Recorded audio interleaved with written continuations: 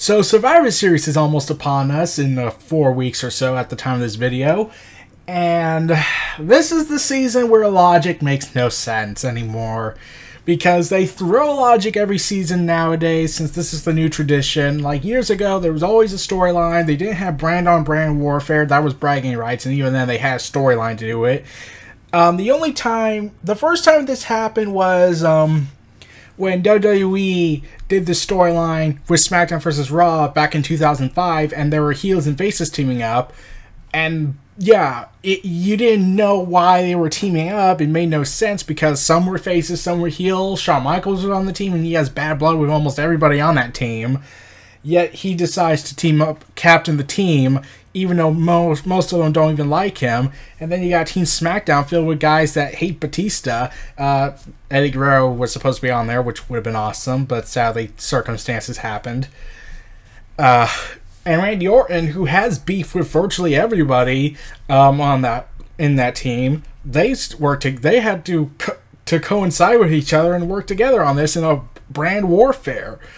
Now, at the time, but back then, people ignored all that because, well, we love the characters, we love the story, we love the investment, we're invested in these characters, and that was a good reason. Like, whenever they did a brand-on-brand warfare, you usually there was either a storyline or you were invested with the characters because of the writing and the direction the characters were previously and the development we had and the connections we had.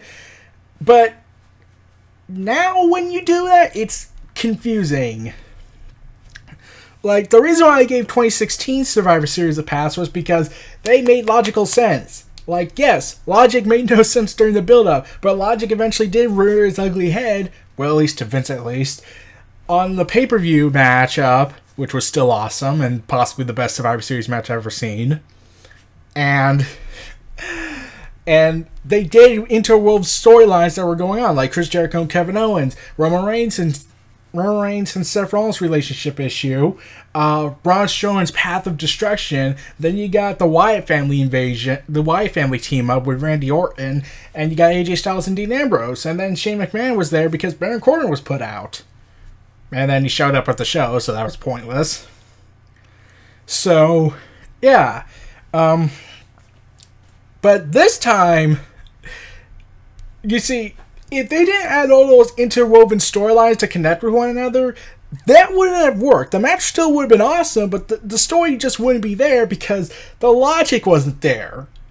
And it's not, and you can't say, oh, well, maybe the characters. Let's see. Bray Wyatt had just recently started his alliance with Randy Orton that would kickstart this big push and then go down south afterwards. I'm still mad about that. That was 2017 is probably Bray Wyatt's worst year because he was at Rise and they destroyed him afterwards because, I don't know, they hate him. Let's see. And Dean Ambrose, he had beef with AJ Styles at the time. And James Ellsworth had some form of revenge against Braun Strowman since, well, Braun Strowman was the one that first destroyed him on the first night of the new brand extension era. But the only characters you could get invested in were the Shield. Like, you can't say Bray Wyatt because, well, he's always been buried. And like I say, he just recently joined up. He recently teamed up with Randy Orton. You can't say you're invested in Randy Orton because just like Bray Wyatt, he teamed up with Bray Wyatt and everyone just assumed it would end predictably, and it didn't happen where Orton would turn on him at Survivor Series. AJ Styles, everyone loves AJ Styles, so it's all flipped over its head. So the only character you could really get invested in is the Shield. Yeah, that's kind of depressing. Like, Braun Strowman was just starting out as a singles competitor, so we can't really go with that yet. So, ultimately, if they didn't have all those storylines, Braun Strowman's desire to fight for himself, this match would not have made any sense. And there were consequences, but now, this year, with poor writing going on up the mountain, and Road Dogg leading the charge on SmackDown since, you know, Ryan Ward was doing too much of a good job, as far as I know. As Raw just infected with the mumps or viral meningitis and most of its roster depleted. Yeah. And like several guys who are top stars either are not at the show or part-timing or they're sick. So, yeah, Shane McMahon was at Raw. He talked to Kurt Angle, and Kurt Angle essentially dissed Raw, saying if they did have AJ Styles, they would have lost, even though that kind of insults Shinsuke Nakamura, Randy Orton, and I was really expecting that would come back to bite him. And then, at the end of the show, Kurt Angle was about to announce the teammates of the Raw team, and that's when you knew this was going to end up crazy. Shane McMahon comes out through the crowd with SmackDown superstars such as AJ Styles, Nakamura, The New Day, Baron Corbin, Ty Dillinger, Dolph Ziggler, Bobby Roode. Have you noticed something strange here? AJ Styles just recently got done with a feud with Baron Corbin. Ty Dillinger and Baron Corbin don't like each other in storyline. Bobby Roode and Dolph Ziggler are feuding. Shinsuke Nakamura, well, he's just there now. And AJ Styles just got done teaming so he could be a double agent to an extent. Brought in to try and weaken the Raw locker room. So, yeah, Shane McMahon decides, he just gets into the ring and spoke the words "under siege," and he said that hashtag Raw under siege, and I'm like, oh boy, this is getting chaotically, isn't it? So, the New Day leads the charge. Also, Mojo Rawley and Zack Ryder were there, but who cares? So the New Day leads the charge, and also Tamina, Becky Lynch, Carmella, and Natalya, who I must stress all hate each other. So yeah, more logic thrown out the window. That's when they lead the attack and start beating the holy hell out of what remained of the depleted roster, because the only people that were not at the show, well, not in the back at least, or we could see them, was Brock Lesnar, Braun Strowman, because he's most likely dead, The Miz, Sheamus and Cesaro, Roman Reigns, and Bray Wyatt, who are sick. The Miz and Sheamus and Cesaro, they probably left the arena because they knew something hell was going to break loose. Brock Lesnar, you think he's going to put over a bunch of guys who aren't Roman Reigns? Don't be silly. And Braun Strowman, okay, I'm still going with it. They killed him on TLC and they probably wrote him off for a while. Also, Miz had that look of saying, what have we done? Because two things. Either A, you just committed murder on live television. 2, you incurred the wrath of the monster among men with this assault. Yeah, so they proceed to beat the hell out of virtually every remaining Raw superstar. Finn Balor, the Club, and Chad Gable was part of the group, and he forcefully attacked Jason Jordan, his teammate. And they don't even bring that up, like you would think there would be some form of conflict going on. They beat the hell out of Dean Ambrose and Seth Rollins. Roman Reigns is still out. And I would have been interested, like, they could have went with the whole, well, maybe, the only guys that would probably get joining up with the beatdown would realistically be AJ Styles and Sami Zayn. And to an extent, Shane McMahon, because Shane McMahon says he doesn't watch Raw anymore. Well, at Talking Smack, but, well, he's on Raw, so I don't know if that should count.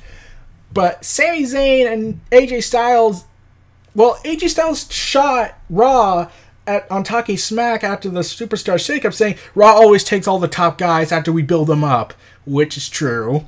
And Sami Zayn, he's acknowledged the booking has ruined him pretty much on Raw. So that's why he went to SmackDown, was given all these promises, and went to the dark side. So, and if Neville was on the show, he would have turned redcoat and joined SmackDown. Especially since, well, with all the circumstances surrounding Neville, I don't think that's going to happen. And Nia Jax wasn't on the show because she's taking time off. So, yeah, Finn Balor got the holy hell beaten out of him. Carl Anderson and Luke Gallows got beaten up. And by AJ Styles, of all people. Last time I checked, AJ Styles and the Club were friends. So he beats the holy hell out of them. Like, okay. Man. So, yeah, I don't... Oh, man. Like, they beat everybody up. And the New Day were just on Raw a couple of months ago when they made the switch. So, pushing the blue brand pride is kind of pushing it. But, yeah, if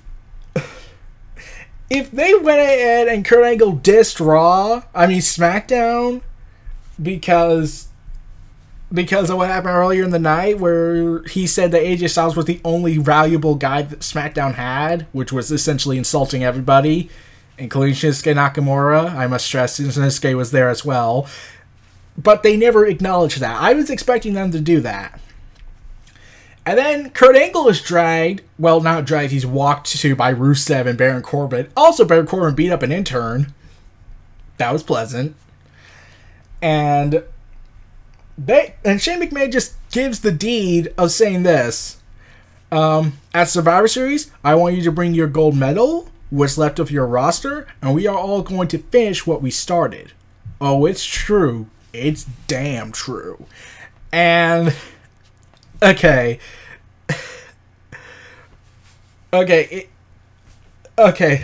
Afterwards, they left, and Kurt Angle's expression, I was like, okay, this is going to turn into a meme. This is going to turn into a joke, everybody. Everyone's going to laugh at this. At Kurt Angle's facial expression, it's like they already laughed enough as it is with the cell phone gig, but now they're going to make fun of this for a while. So, yeah, they basically just said, kiss our ass, Logic. Logic is our bitch. Because nothing made sense about this. Nothing made sense other than brand pride. So, yeah. In fact, I'm a little surprised Kane wasn't part of the beatdown. Like, did they forget he turncoated on SmackDown and went to Raw? He wasn't traded. I thought for sure they would go after him. Also, speaking of Kane, they had Finn Balor lose to him. Oh god, I cannot believe that. So, yeah. I was expecting Shane to sucker punch Kurt Angle since he is clear to fight to get physical in the ring again. And I'm pretty sure Brian wishes it was there, but he can't because of concussion reasons. And I still say there's a difference between physical injuries and concussion injuries. But no one wants to listen to that logic. So, yeah. So,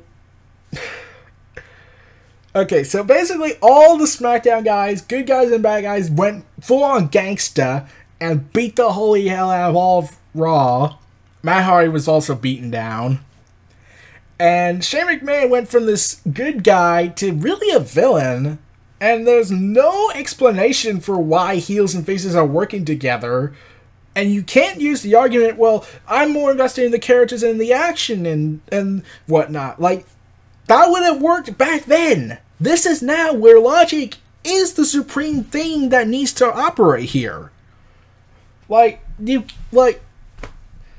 good characters are all in NXT. And the characters that we get on Raw and SmackDown are either bastardized to the point you can't believe that they were on SmackDown or Raw. They were in NXT. Like Bobby Roode, like they're trying to push him as a face, even though it works better as a heel. Bayley is hated now by the fans. Sasha Banks isn't turning heel, and everyone knows Sasha Banks is best as a heel. Charlotte is, well, Charlotte Flair now. And even then, like, the acting she provides is so robotic, I'm still trying to process that. So, yeah, like, a lot of the characters aren't booked correctly, so you can't really say the characters are what makes you get invested in this storyline. At least, to me at least.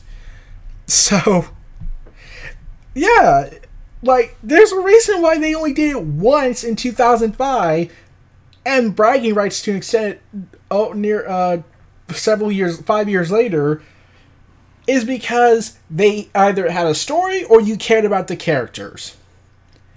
Raw had that. Raw versus SmackDown had that back in '05, and then they went with Logic in the bragging rights matches, and SmackDown beat them twice. And it's just like now, whereas they had some Logic and turncoats going on, and Raw and back in 2005 was filled with character investment, but now Logic needs to happen. So, also, I'm guessing that they're going to put Shane McMahon and Kurt Angle in the Raw versus SmackDown Survivor Series matchup. That, like, after what happened, they have to do it. Like, they have to do that.